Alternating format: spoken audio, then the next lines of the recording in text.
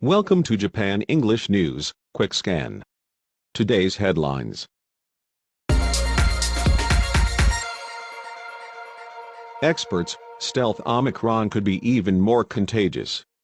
A health ministry advisory board warned on January 26 that another version of the Omicron variant spreading overseas could be 18% more contagious than the one currently dominant in Japan.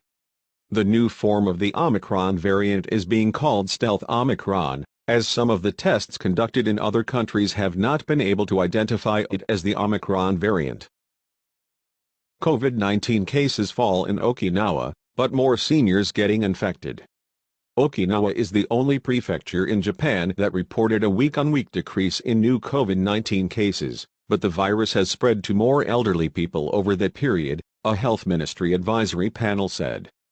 For the week between January 17 and 23, Okinawa Prefecture confirmed 8,289 new COVID-19 cases, a decrease from 9,355 reported in the previous week, the panel said at a January 26 meeting.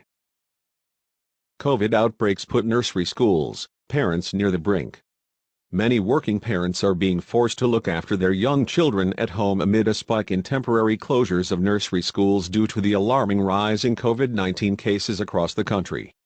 In Yokohama, a 38-year-old company employee had no choice but to stay home after the certified nursery school she sends her 3 children, aged between 2 and 6, reported an infection. Kishida awaits confirmation on Korean projectiles. Japan is awaiting confirmation on the types of projectiles launched by North Korea early Thursday and where they fell, Prime Minister Fumio Kishida said. "We are making every effort to gather information," Kishida told reporters at the Prime Minister's office on Thursday morning. Objects falling into Japan's exclusive economic zone or damage to aircraft or vessels have not been confirmed, he said. Teenager admits to cheating on university entrance exam. A 19-year-old female student has admitted to cheating on a unified university entrance exam by using an electronic device to leak questions and gain outside help, sources said January 27. She surrendered to police in Kagawa Prefecture after news of the cheating scandal spread around the nation. Tokyo police are expected to question her on suspicion of fraudulent obstruction of business.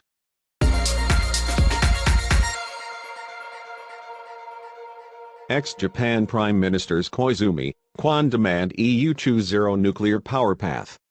Former Japanese Prime Ministers Junichiro Koizumi and Naoto Kwan called on the European Union on Thursday to pursue a path towards zero nuclear power, with the bloc planning to designate it as a form of green energy in achieving net zero emissions by mid-century. Both Koizumi and Kwan were proponents of nuclear power generation while in office, but they have become prominent anti-nuclear voices in Japan since the 2011 Fukushima disaster triggered by a massive earthquake and tsunami. Fed plans to raise rates as soon as March to cool inflation. The Federal Reserve signaled Wednesday that it plans to begin raising its benchmark interest rate as soon as March, a key step in reversing its pandemic-era low-rate policies that have fueled hiring and growth but also escalated inflation. With high inflation squeezing consumers and businesses and unemployment falling steadily, the Fed also said it would phase out its monthly bond purchases, which have been intended to lower longer-term rates, in March. Samsung reports robust profit based on chip strength. Samsung Electronics Company said Thursday its operating profit for the last quarter rose by more than 53% from the same period last year as it continued to thrive during the pandemic while relying on its dual strength in parts and finished products. Samsung's operating profit of $13.9 trillion for the October-December period was its highest for a fourth quarter since 2017, growth the company attributed to robust demand for its computer memory chips and chip contract manufacturing. Beijing Olympic Villages officially open ahead of Winter Games.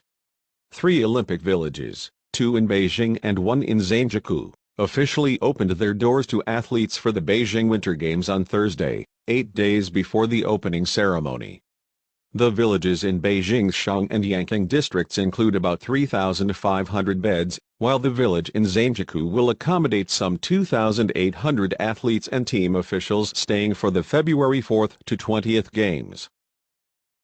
Thank you for listening. See you tomorrow.